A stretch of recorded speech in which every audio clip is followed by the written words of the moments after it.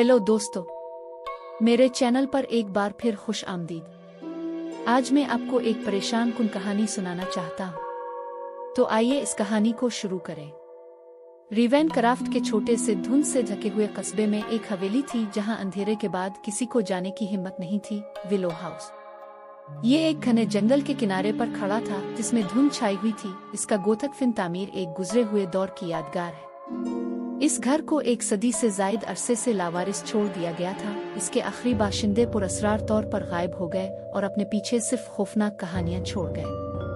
मकामी लोगों ने रात के वक्त खिड़कियों में अजीब व गरीब रोशनियों और अदाद और शुमार के चलने की बात की, लेकिन बहुत कम लोग उसकी समत देखने की हिम्मत रखते थे। घर में एक मौजूदगी थी, एक ऐसा एहसास जिसने इसके करीब खड़े होने से आपकी रीढ़ की हड्डी को ठंडा कर दिया था। अक्टूबर की एक खौफनाक रात 4 दोस्तों लेना, मार्क, सारा और जैक ने लेजेंड्स को चैलेंज करने का फैसला किया। वो सब अपनी 20 की दहाई के वस्त में थे, सनसनी के मुतलाशी थे, जिन्होंने माफौक उल फितरत का मजाक उड़ाया।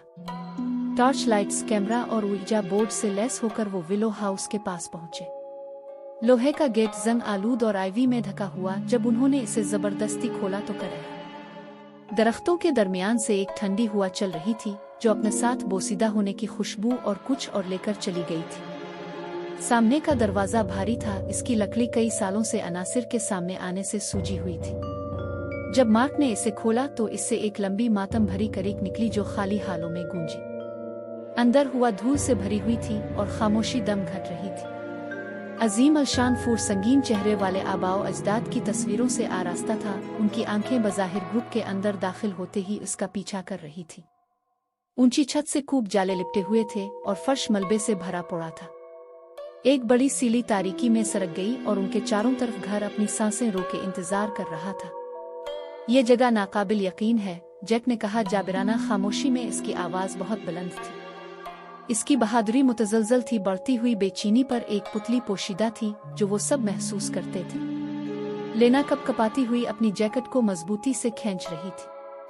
ऐसा महसूस होता है कि कोई हमें देख रहा है, मार्क ने कहा लगाया, हालांकि ये इसकी आंखों तक नहीं पहुंचा था। चुल्लू, ये सिर्फ एक पुराना घर है। आइए कुछ फुटेज हासिल करें और देखें कि क्या हम ऊर्जा बोर्ड पर कुछ भी पकड़ सकते हैं। उन्होंने पहली मंजिल से गुजरते हुए कमरे के बाद कमरे की तलाश की। हर एक 19वीं सदी के आखिर का टाइम कैप्सूल था जिसमें बोसीदा फर्नीचर, धुंधला हुआ वॉलपेपर और फफूंदी की वो हर चीज में फैली हुई थी। जैसे जैसे वो घर की गहराई में चले गए, दर्जा हरारत गिर गया और एक गैर फितरी अंधेरा उनके बसारत के कोनों में छा गया। पार्लर में उन्होंने एक खाक आलूद मेज पर वीजा बोर्ड लगा दिया। माहौल भारी था, हुआ उम्मीद के साथ मोटी थी। जैसे ही उन्होंने अपनी उंगलियां प्लांचीट पर रखी, कमरे में अचानक एक जाबिराना खामोशी छा गई। सिर्फ दालान में दादा की घड़ी की टुक टुक की आवाज थी, हर टुक आखिरी से ज्यादा जोर से। क्या यहाँ कोई हमारे साथ है? सारा ने पूछा। इसकी आवाज कदरे कांप रही थी। प्लांचीट साकिन रहा। शायद रूहों को दिलचस्पी नहीं है, जैक ने घबराहट से हंसते हुए कहा। लेकिन जैसे ही वो बोला, प्लांचीट पुरतशद्दुद से झटका लगा, बोर्ड के इस पार बढ़ गया। हुरूफ के हिज्जे LEAVE। सारा ने हांफते हुए अपने हाथ खींच लिए। ये मुज़क्का खेज नहीं है, इसने कहा, लेकिन दूसरों ने किस्म खाई कि उन्होंने इसे मुंतकिल नहीं किया था।